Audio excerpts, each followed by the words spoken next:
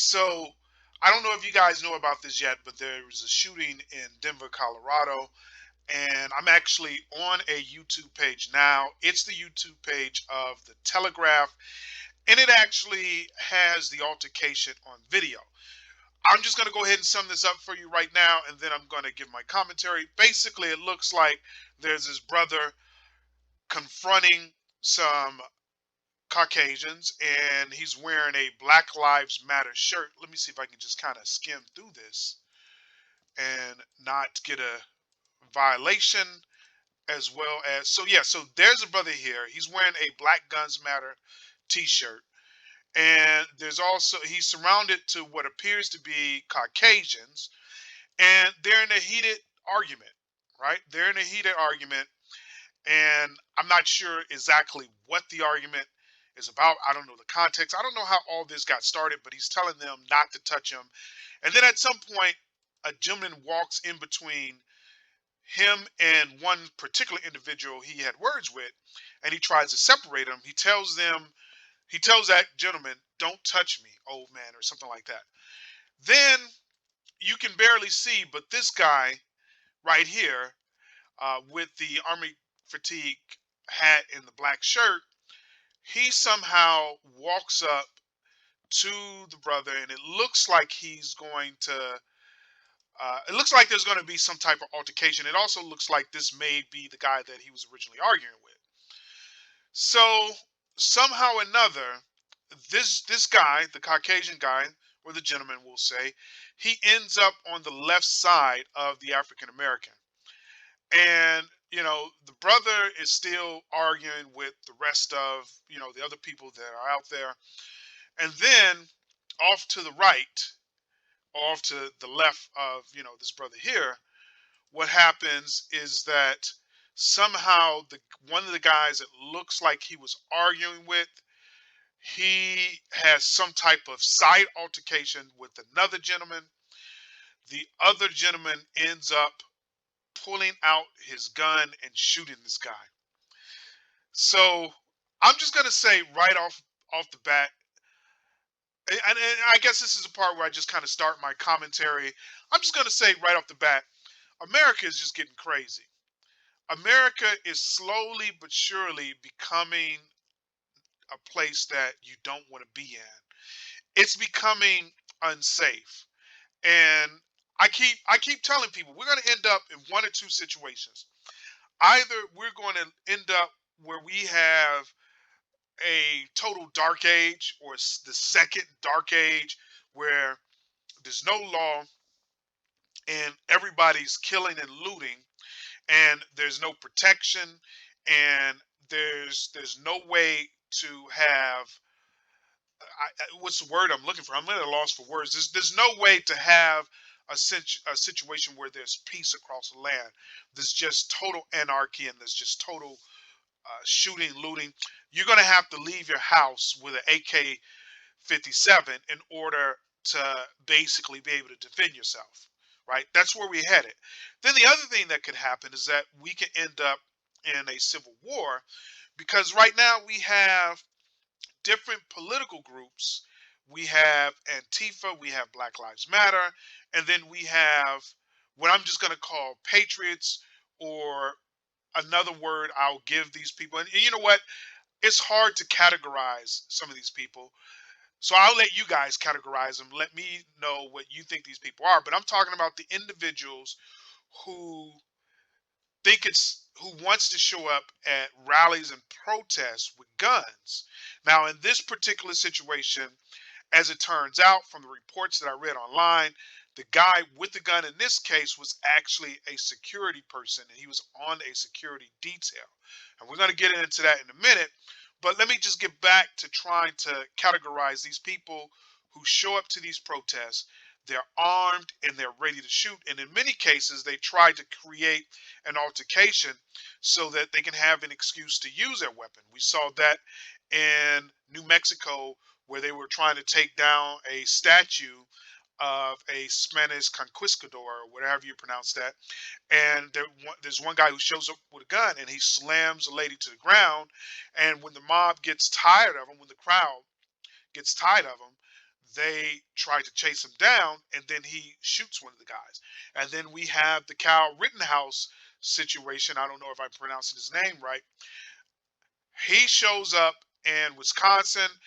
There's a lot of confusion as to whether or not he transported the gun over state lines or whether he was given a gun when he got over state lines. It really doesn't matter because, in my opinion, I haven't actually done a video on that, but I'm just going to give you some of the things I would say if I did do a video. The thing to understand in Cal's situation, the thing to understand in Cal's situation is that he was hired as a security person, and by law, he is actually violating the statute that requires you to have a license to be a security professional. And part of that process, besides the fact that he's underage, but the other part of that process is to actually ensure that you're bonded. And that means that if someone is hurt, then you have insurance to basically cover the injury of a person or the eventual death of a person so you can take care of his family. So Cal isn't bonded, yet he's showing up with a gun to protect someone's property, right? But you know what? That's neither here nor there. Let's save that for the other video. But in this situation, it's going to be interesting to see how this turns out because this guy is hired as a security professional, and he is probably going to argue that the guy had bear mace and he was attempting to spray the individual with the bear mace. So the question is going to come down. I'm not sure what statutes are going to come into play. One of the statutes that may come into play is, of course, probably a statute involving security professionals. Because as I understand it, and from the research, the limited research that I did, the gentleman was a security professional. And the other statute probably to come into play is whether or not he had a fear for his safety. It's going to be tricky, but I'm going to say, and by the way, the individual who shot this guy appears to be Caucasian. So this is not all black on white. Some of this is white on white.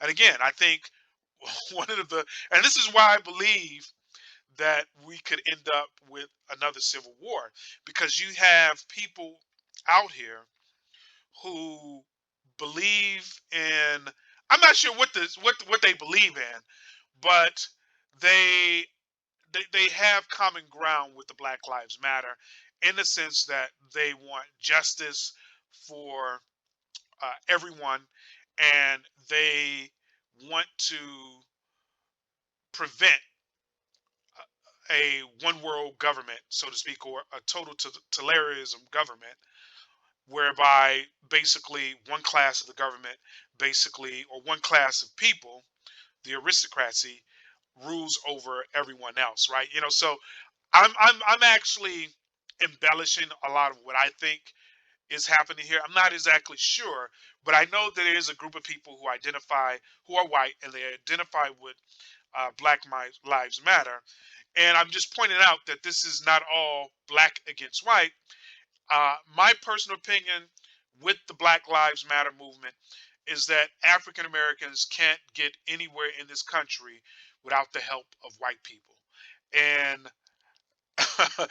some people may disagree with that, but African Americans, I'm black, and we're only 13%, and we're not the majority. We're obviously the minority, and without the help of Caucasians, there's no way on God's green earth that we would have a place in this country.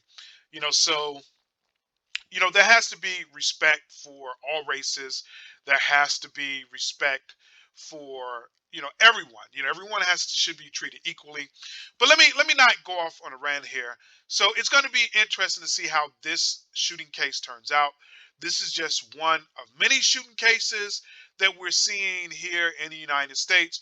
And like I said, I think we're slowly coming to either civil war or total anarchy.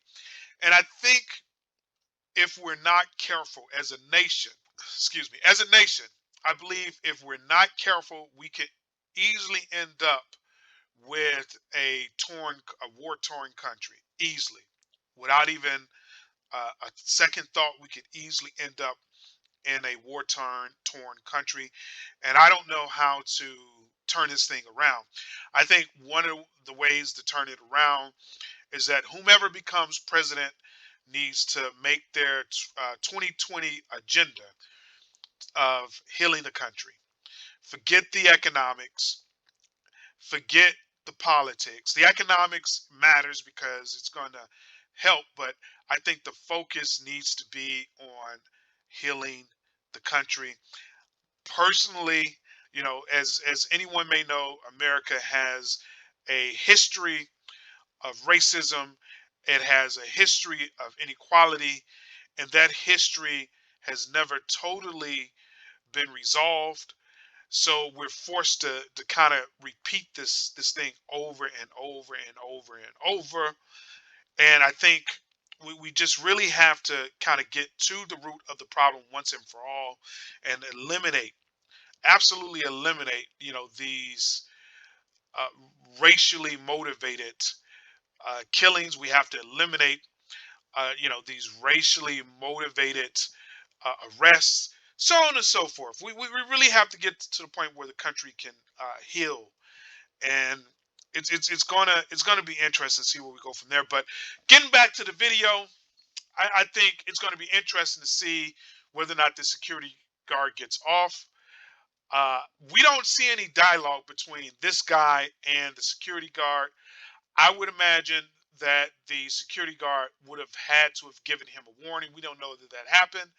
We can't really hear in the video. Like if you go to the Telegraph website, or if you can really just Google this, right? You don't have to go to the Telegraph. You can Google it, and you will find out that the video that's used in this, that the video where you see this, you can't really hear whether or not he gives the guy a warning.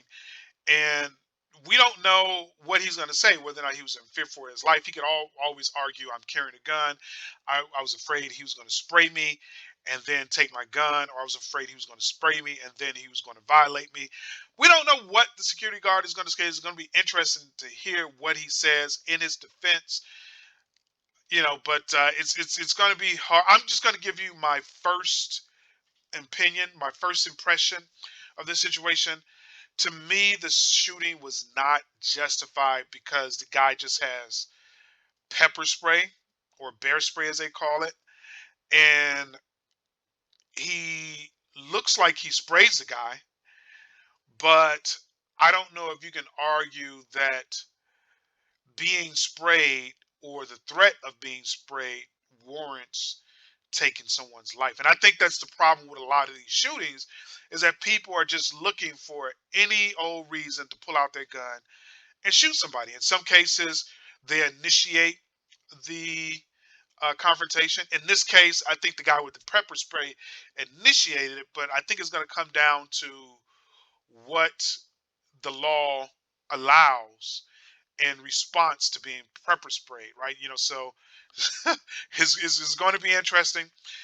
Perhaps later on, I'll look at videos where we look at the actual statute that wouldn't be involved. And of course, all the details have not come out. We need all the details to come out, so I don't have all the details. I'm just giving you my first impression.